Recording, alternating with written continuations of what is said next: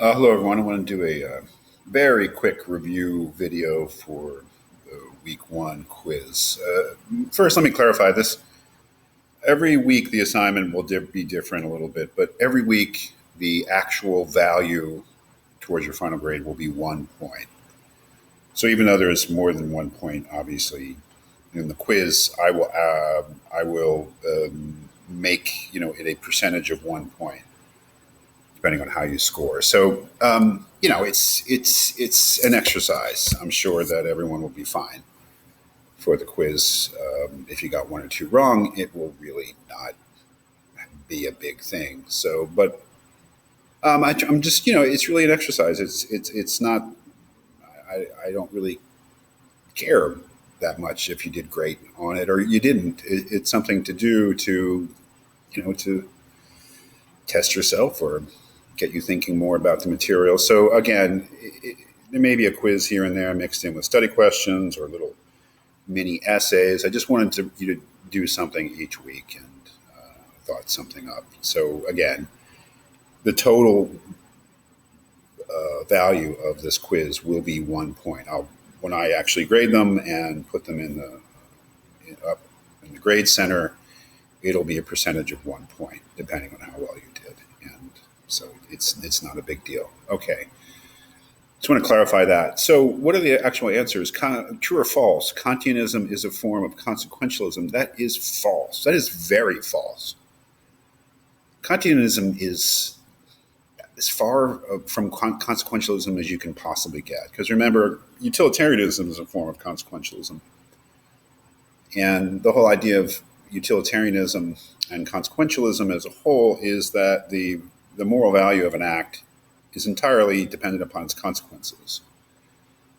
Basically, for utilitarianism, its impact on overall human happiness, whereas Kant completely rejects that. It's not. An act is moral or immoral, according to Kant, according to its intention or according to whether it's done out of a sense of duty, and especially if it's done in accord with the categorical imperatives. So Kantianism is not a form of consequentialism. Question 2, true or false? The basis of the second categorical imperative is that a person has intrinsic worth. That is true. I hope that I worded it right or worded it clearly, but the whole gist of the second categorical imperative, the second form of it, which is basically never use a person as a means to an end, but always treat a person as an end in themselves. The basis of that is that the person has intrinsic worth, whereas something that can be legitimately used as a means to an end can only have relative worth. So that is true. Question 3, the first version of Kant's categorical imperative says that I should always do what makes me the most happy. That is just false. I threw that in there hopefully to be obviously false. The first version of Kant's categorical imperative says that whatever I do, the rule according to which I act must be universalizable, must be capable of being a rule that everyone should follow. It has nothing to do with happiness, actually. Question 4, true or false? Utilitarianism says that I should always do what makes me the most happy. It's a little tricky. It's false. Utilitarianism does not say that I should always do what makes me the most happy. And I put that in there to be tricky because it is something, if we don't really understand utilitarianism in its classical form, then we may think that it's kind of a selfish utilitarianism, and it's not. I mean, the classic utilitarianism says, do that which results in the most happiness overall, and they're the cliche, and there's nothing wrong with a cliche. Once in a while is the greatest good for the greatest number. So the answer to question number 4 is actually false. Question 5, utilitarianism suggests that I should always do what maximizes the total amount of happiness in the world, which is sort of like, yeah, that's the right answer, right? That's true. Whereas question 4 is a mischaracterization of utilitarianism. Question 5 is the correction of that. Don't always do what makes you individually the most happy. Do that which maximizes the total amount of happiness. So that is true. Question 6. Explain why Kant's rules are called categorical imperatives. And here I'm just asking you to break down the term into its component parts, categorical and imperative. It's easier to start with imperative. An imperative is a command. It's really a grammatical term. It's a mood in grammar. Right? That is, when we're giving a command or an order or telling somebody to do something, it's in the imperative mood. So imperative is a command, an order. Categorical means basically not hypothetical and not conditional. Categorical means absolute. Categorical means without qualification. And for the purposes here, without exception. So a categorical imperative would be an imperative or a rule or command that we always, without exception, had to follow. And that's why Kant's rules are called categorical imperatives. First of all, they're imperatives, commands that we're supposed to follow, moral commands. And they're categorical, meaning they're not ifs, they're not conditionals, they're not hypotheticals. They're just rules that always need to be followed. That's what the categorical means. I was looking for something along those lines. Finally, are we at the end? Boy, they really asked you 7 questions. I know this might seem low. Oh, 8. Dear Lord, I'm sorry. Well, it'll be worth 1 point overall. I'm sorry about that. I mean, it's good practice, right? And a grasp of utilitarianism and consequentialism, and Kantianism will serve you in good stead.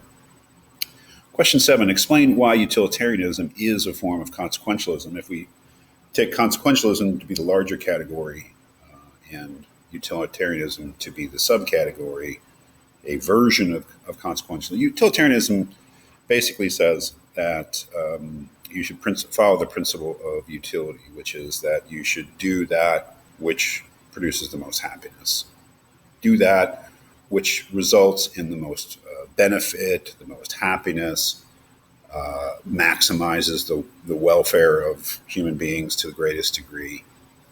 Some form of that. And that obviously is a form of consequentialism, because basically it's saying that whatever you do that which has the most beneficial consequences, which is something that Kant would never say, but a utilitarian would. So because utilitarianism says you should maximize utility, that utility is judged upon purely upon the effects, the consequences of an action. So it is a form of consequentialism, something to that effect. There's not one way to answer these questions. Finally, question 8, explain why the distinction between persons and things is a key aspect of Kant's second categorical imperative. And what I was getting at there was that it's a huge distinction in Kant, let's use a fancy word and say the ontological distinction between persons and things, because persons need to be treated with respect, because they have an intrinsic dignity, they have an intrinsic worth. Whereas things, because they only have relative worth, they only have, let's say, a use value rather than an intrinsic value, that it's okay to use them to attain some purpose. You're not exploiting a thing if you use it to satisfy one of your desires. I mean, if you have a desire to sit down, you're using the chair to sit, but you're not exploiting it. Whereas if you treated a person like a thing and simply used them as a means to satisfy some desire of yours, then that would be a violation of the imperative, and would therefore be something that would be unethical, immoral, something you shouldn't do. I mean, we do violate these imperatives, but the whole idea is that we shouldn't. We know that we shouldn't. So the distinction is just incredibly important, because the idea that you can never use a person as a means to an end, but must always treat them as an end in themselves, only makes sense if we say that there's something special, there's something different, there's something distinct about the person as opposed to the mere thing. Now, the whole question of how we identify persons and things is, of course, a much larger and more difficult question. For instance, the rather obvious question about whether animals, non human animals, should be considered persons or things. I can tell you, if we're eating them, we're probably treating them like things. I mean, I think that's pretty clear. So maybe, if we think that animals are persons, we shouldn't be, eating their flesh and killing them because we like the taste of meat, things like that. But those are questions that are not germane to this class yet. Maybe not really ever, but they're obviously really interesting and important questions for moral philosophy in general, especially if you're a Kantian. Just to let you know, Kant thought that animals were things. He did not consider animals to be persons because he didn't consider them to be rational beings. But this leads into all sorts of, again, these are not issues that in a computer ethics or a class called ethics and information technology that we'll be getting into. But that's really more or less what I said is the answer. So again, it's not a big deal. I know that it may have seemed like a big, and I'm sorry if I didn't make this clear to begin with, that I will figure out your grade on the basis of 1 point, and if you got half of them wrong, you still get half a point out of 1 point. So it's not going to be a big deal in terms of your grade. But good for you if you got them right. Great, you're at a good start, especially since you'll be using Kantianism and utilitarianism to write your first essay, which will be an analysis of I forget which one, either the second or third week material.